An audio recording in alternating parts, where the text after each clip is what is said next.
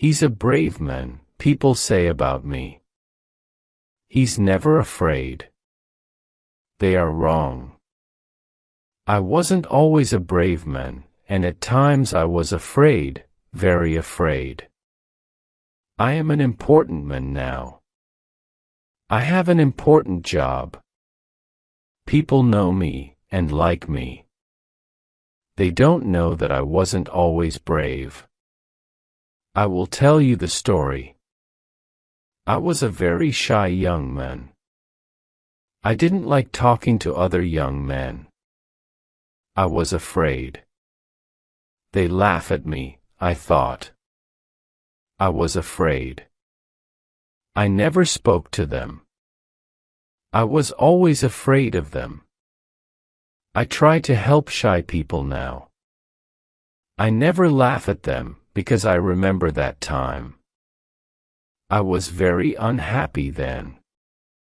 Then there was a war between my country and another country. I had to be a soldier. Me.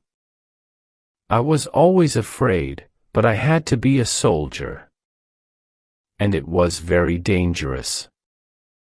I was afraid. The other soldiers didn't talk about it, but they knew. They're laughing at me, I thought. They aren't afraid. I was wrong, but I didn't know that. I felt very bad. One day I was in the town. I had 2 days holiday away from the other soldiers. I wasn't with friends. I didn't have any friends. I was very unhappy. I walked slowly past some shops. An old man stood by the road. There weren't many cars on it. Why doesn't he walk across the road? I thought. Is he afraid? I went near him, and then I saw his eyes. Oh, I thought. Now I know. He can't see.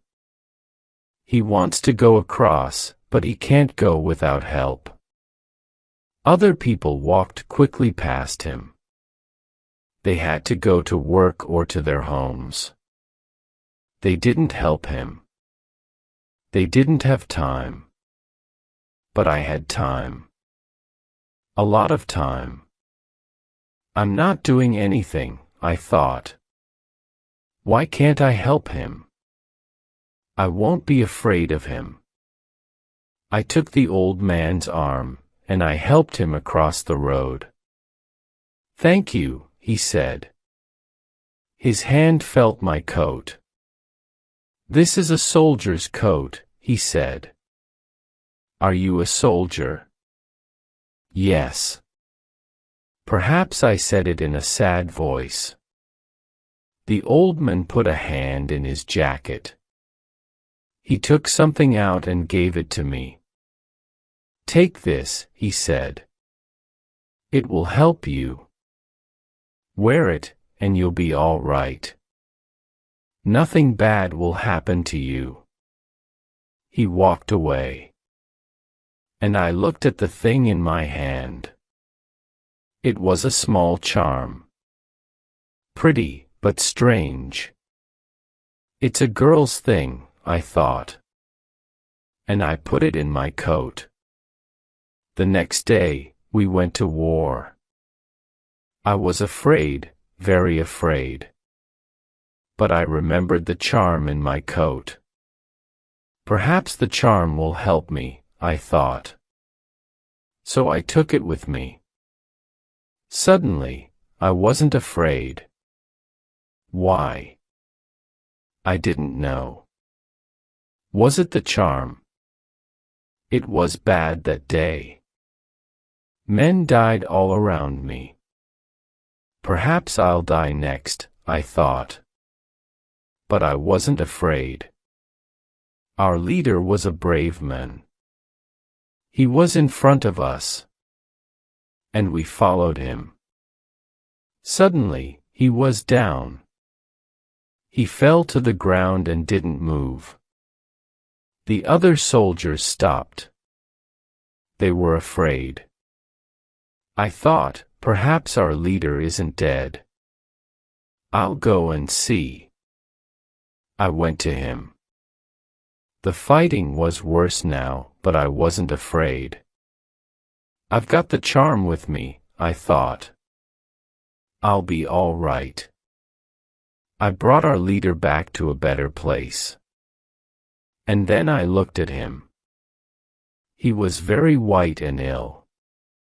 But he wasn't dead. His eyes opened, and he smiled at me. He spoke, not easily, but I heard him. Go in front, he said. The men will follow you. The men followed me, and we fought well that day. After that, I was fine. Later, I was a leader too. The men were happy and followed me. People didn't laugh at me then. But is it right, I thought. I'm not very brave. It's only the charm. I didn't tell people about the charm. I had friends for the first time, and I was happy. One day, we had to take an important bridge. There were a lot of soldiers on it, and they had big guns. The country was open, without any trees. It was very dangerous, and my men were afraid. We're going to die, they said. Listen, I told them. I'll go first, and we'll run very quickly to the bridge. Don't be afraid. They can't kill us all. Follow me, and we'll take that bridge. I put my hand in my coat. But the charm wasn't there. What am I going to do? I thought, I can't be brave without the charm. I looked at the faces of my men. They weren't afraid now. I thought, my words have helped them. They aren't afraid now. They're waiting for me. They'll follow me everywhere. I'm their leader, and I can't be afraid. I shouted, let's go. We ran. We got to the bridge. We lost some men, but we got there, and we took the bridge. I will never forget that day. I learned something then about brave men. Brave men are afraid, too. But that doesn't stop them. I will also remember that old man with the charm. It will help you, he said. He was right. I learned to be brave without it. I was a young man then, and now I am old. I am a brave man, people think. And yes, they are right. I am.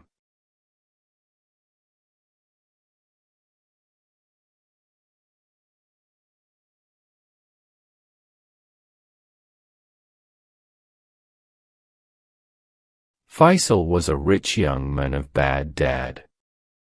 He lived in a large house with many servants, but he didn't have a wife. He wasn't interested in love. One day Faisal went for a walk in the streets of the city. He saw a lot of young girls in front of him. He didn't want to meet them, so he turned into a small street. He looked up and saw a beautiful young girl at a window. From that minute Faisal was in love. Then a man on a horse came into the street. He had many servants with him. He stopped outside the girl's house and went inside. Is that her father? Faisal thought. He went home, but he couldn't eat or sleep. He thought about the girl. Who was she? He had to know. An old woman worked in Faisal's house. She asked, "What's wrong with you, sir?" Are you ill? No, answered Faisal. But I'm in love. He told the old woman about the girl at the window. I know that girl, said the old woman. She's the daughter of a judge. Her father is a very important man. How can I meet her? Ask Faisal. Listen, said the old woman. I know the people in the girl's house. I have speak to the girl about you. She listened to me. The old woman went to the house and spoke to the girl about Faisal. The girl listened. She was very interested. I would like to meet this young man, she said. On Fridays, my father always goes out in the morning. Tell the young man. He can come and see me then. I'll speak to him. When Friday came, Faisal was very excited. First he went to the baths. Then he sent a servant into the town for a barber. Faisal wanted the barber to cut his hair. But the barber was very slow and talked about stupid things. Be quick, said Faisal. I have to visit friends. Friends? Said the barber. Oh, no. Now I remember. Some friends are visiting me today. But I forgot to buy food for them. What will they think of me? Listen, said Faisal. I have a lot of food in my house, but I'm going out. I don't want it, so you can take it.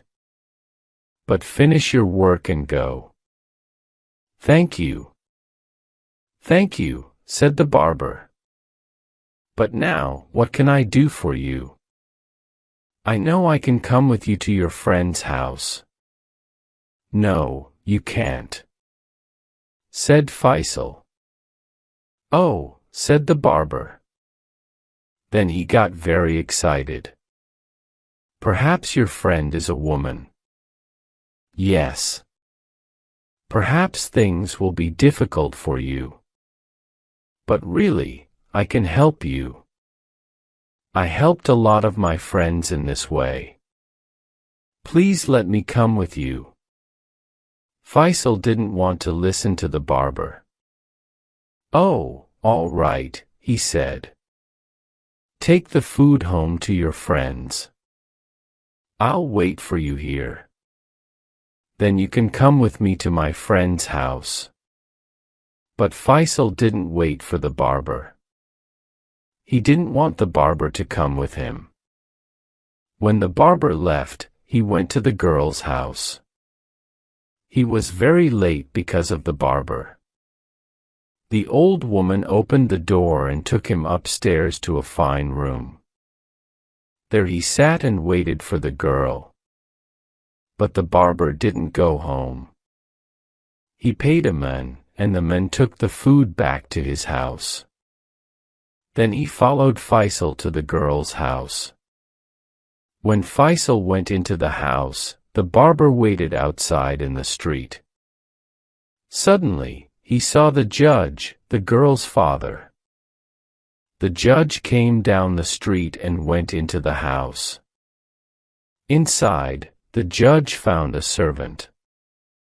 The servant had the judge's money in his hand, so the judge began to hit the man hard. Outside in the street, the barber heard the man's cries. It's my friend Faisal.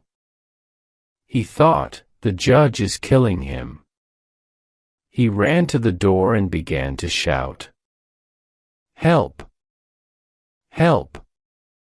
He cried, the judge is killing my friend. Many people heard the barber and came out of their houses. They stood round the judge's door and began to cry. Help! Help! The judge is killing this man's friend. From inside the house, The judge heard the noise and opened the door. When he saw the angry people, he was surprised and a little afraid. Then the barber said to him, "Where's my friend?"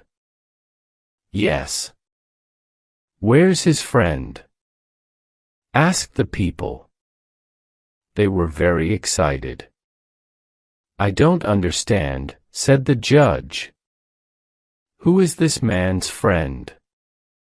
Why is he in my house?" "You bad old man!" shouted the barber. "My friend loves your daughter and she loves him. You know that very well, so you killed him." "Good people," said the judge. "My house is open to everybody, but I'm telling you, this man's friend isn't inside. Come and look." The barber ran into the house and the people followed him. Faisal heard the noise and was very afraid. He found a large box and climbed into it. Then the barber came in. "There you are, my friend," he said. "You'll be all right now. I'm here and I'm going to help you." He closed the box and began to carry it downstairs. There were many people on the stairs and he pushed them out of his way. But Faisal was very angry with the barber. "Go away, you stupid man!" he shouted. "I don't want your help." He began to kick the box hard from the inside. The barber fell down the stairs and the box fell out of his arms onto the floor. Faisal climbed out. His arm hurt and his face was black and blue. He pushed his way through the people and ran home quickly. He hacked to get away from the barber. But the barber followed him and shouted, "Wait for me, my friend. I only want to help you."